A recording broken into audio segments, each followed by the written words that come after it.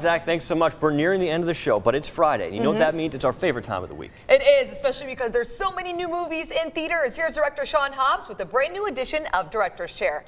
Tonight is our first middle school party. There's gonna be girls there, you know what that means? Drama. No, kissing. I'm out. Good Boys leads today's pack of new movies in theaters, produced by Seth Rogen. It's basically a middle school Superbad. It has a trio of 6th graders, led by Jacob Tremblay of Wonder and Room, on an R-rated misadventure full of swearing and violence and drugs and girls and sex toys that they don't understand.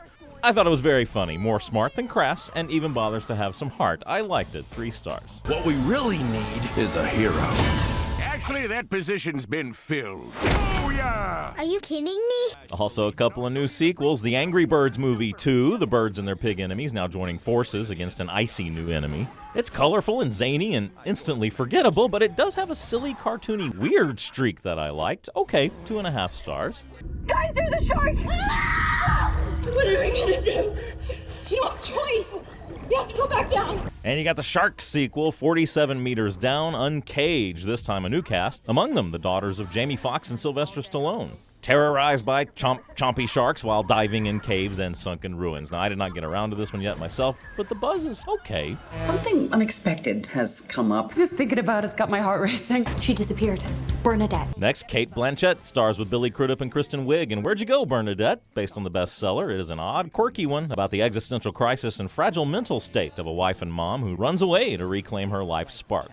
I thought it was erratic and wobbly, but great Dazed and Confused filmmaker Richard Linklater is incapable of making an uninteresting movie. There's some rich, complex stuff going on. I'm really not sure how I feel about it. I can feel it all right here. It's like Bruce knows everything I've ever felt.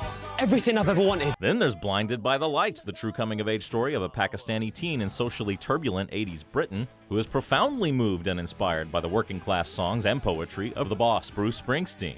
It comes from the director of Bend It Like Beckham, and it's a little precious and corny sometimes, but really heartfelt, feel-good stuff. 3 stars. Your nan is dying. She doesn't know, so you can't say anything. The family thinks it's better not to tell her. And I also like The Farewell, new in Waco today. Rapper-actress Awkwafina of Crazy Rich Asians. Returning to China with her family under the ruse of a family wedding, really there to visit the adorable grandmother who is unaware she's dying of cancer.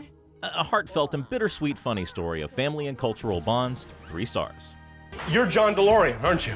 And real quick, some new stuff at home today, too. Jason Sudeikis helps the feds bust 80s car maker John DeLorean in Driven. That's on demand. While Netflix brings us a new season of Mindhunter. Also the movie Sex Tuplets with Marlon Wayans playing 6 brothers and sisters.